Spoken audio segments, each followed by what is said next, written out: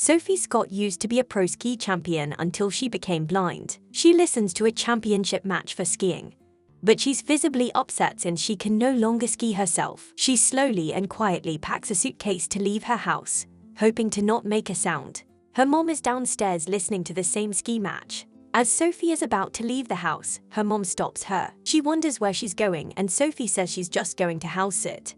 Sophie's mom thinks it's something else because she saw Sophie receiving $4,200 the other day. She wonders if Sophie is doing OnlyFans now and is totally against it. Sophie says it's not like that. She watches houses for super rich people, so it's just a big tip. She's also annoyed that her mom is watching the ski match on TV. The cab has arrived to pick up Sophie, so her mother allows her to leave. Sophie's mom thinks the large sum of tip is just charity. Sophie doesn't think so.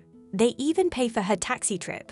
On her car ride there, Sophie's mom calls her to check to see if she's gotten to her destination. She tells Sophie about this new app that helps blind people see things for them. Sophie doesn't want to hear any of it though, so she pretends she's losing signal and hangs up on her mom. Once Sophie arrives, she wants to be independent and doesn't need too much guidance from the cab driver. Eventually, Deborah opens the door and brings Sophie inside. She gives Sophie the security passcode. Deborah has a cat named Archie that Sophie has to feed while Deborah is away. Deborah just got a divorce and wants to take a trip away. As Deborah is about to leave, she opens her arms for a hug, but then she realizes how stupid that was. Sophie is pretty adamant about being independent and wanting to find the rooms herself. Once Deborah has left, Sophie video calls her friend Cam, who basically acts as her eyes. Cam describes the house to her. He notices a painting in the room. She walks through the kitchen, which is by a greenhouse.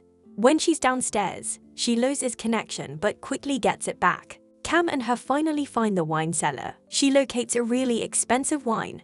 It turns out she steals expensive wine and lists them online to resell, so that $4,200 wasn't from OnlyFans. Cam doesn't feel good about doing this. Cam tells her to put the wine back, otherwise he won't help her. Sophie doesn't want to. Cam tells her the last time they spoke was a month ago when she had to house sit. He feels like he's just being used. Sophie doesn't want to hear it and hangs up on Cam. Later, Deborah calls Sophie to turn the security on. Sophie turns the alarm on. After this, Sophie decides to go out to smoke, but then she realizes she had just locked herself out. She's about to call Cam for help, but decides to download the app her mom had mentioned instead. She commands her phone to download the See For Me app. The first girl that helps her isn't very helpful, so Sophie asks for someone else. Kelly is a FPS gamer girl, and on the side, she works for See For Me. She receives the call from Sophie, so he tries to help her out. Kelly projects the video call on her monitor and gets Sophie to show her around. They find a sliding door, but it's locked. Kelly tells Sophie to rock the sliding door back and forth in order to open it. It works, but the alarm goes off. Kelly then directs her to the alarm console. Sophie is able to disarm the alarm before she gets in trouble. Sophie thanks Kelly for her help, then saves Kelly as a priority helper on the app. Later, Sophie listens to a skiing video about the relationship between a skier and guide. It seems that blind people can still ski as long as they have a guide. In the middle of the night, a shadow figure watches the house from afar. A car emerges to park just outside the house. They unlock the door and use a special device to disarm the alarm. Two men prepare their things in a room, getting ready to rob the house. They remove the art piece from the wall. Upstairs, Sophie can hear some of the noise coming from downstairs, so she gets up. She uses an app to ring for the cat to help locate the cat. The two men hear the noise coming from the cat collar. Eventually, Sophie is near the same room the men are in, but no one sees her. She also doesn't see them. One of the men, Dave, starts to open up the walls and it reveals a safe. This makes a loud noise though, and Sophie realizes she isn't alone. Sophie accidentally breaks a vase, but is able to get away in time. Rico, the man, looks for Sophie. By now, Sophie is in the utility closet and has called 911. Since her location is in the middle of nowhere, it will take a bit of time for help to arrive. Sophie decides to call Cam for help, but he doesn't pick up. She uses the See For Me app and calls Kelly for help. Kelly tells her to stay calm and stay exactly where she's at. Eventually, she gets Sophie out of there. Through the camera lens, Kelly sees the guy working on the safe. Kelly tries to lead her to the door, but the other guy walks in. The boss tells them to find the person in the house. Eventually, Sophie thinks she can get away and runs. Kelly tries to tell her to stop, but Sophie gets caught and the See Me app hangs up on Kelly. A third man apprehends her while she screams. The men find out that she had called the cops not too long ago. The men then find out that she was an Olympic skier but lost her vision.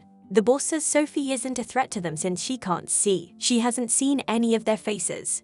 But they should get out of the house now before the cops come. The men think they should continue with the safe because there's at least 7 million in there. It's now or never. Sophie speaks up and says she can get rid of the cops for them. However, she wants her part of the share. The boss agrees to giving her 5% of the millions. Dave doesn't believe Sophie would do such a thing. However, Sophie tells him to look in her bag. It's the wine that she plans on selling for $4,000. No one ever suspects the blind girl. Sophie then calls 911 and tells them it was a mistake. A responder is still going to come by and check up on her. The men decide to pack up for now so they can hide from the cops. Meanwhile, Kelly has called emergency services to let them know about what is going on with Sophie. Finally, the cop, Deputy Brooks, is there to investigate. Sophie says it was an accident, but Brooks asks to come inside. Eventually, she lets the cop in. Brooke goes through the house to make sure no one is actually there. The deputy notices the panel loose where the men were drilling. She says it's a fire hazard. Eventually, she says she's going to leave. However, Brooks whispers to her one last time to ask if there was someone there. Sophie is adamant that no one was there. Suddenly, Sophie's phone rings and it's Cam. Sophie lies to him and says it was just a pocket dial. As Brooks is about to leave, she gets a radio call about Kelly reporting the incident. Kelly had told them there are 3 men in the house. Brooks is on high alert now, and one of the men decide to come out of the dark and surrender. Sophie apologizes for lying, but the cop still doesn't know that Sophie is in on it. Brooks demands the guy to get on the ground. Brooks calls for backup. She asks Sophie how many more men there are, and Sophie takes a long time to respond. Suddenly, the other men are there and they end up killing Brooks. One of the men are upset that they killed the cop. They command Dave to get back on the safe since they have 20 minutes before backup comes. Sophie managed to escape and has now called Kelly on the app. Turns out that Sophie has Brooks gone. Sophie desperately wants to get out of the house, but Kelly thinks it's a terrible idea since she'll be a sitting duck. Kelly gets her to go back in the greenhouse, and Sophie stupidly drops the gun. With Kelly's guidance, Sophie is able to find the gun again. Meanwhile, the 2 other men are looking for her. One of the men is in the room with her now, so Kelly instructs her to adjust the camera with the gun so she can coach her to shoot him.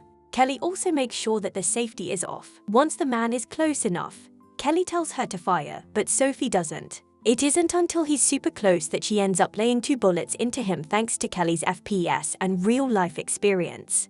Eventually, Sophie leaves the room and she ends up bumping into another man with an axe. The connection down here is a bit poor, so Sophie loses his connection to Kelly. Luckily, Sophie slips on a wine bottle and is able to dodge the axe.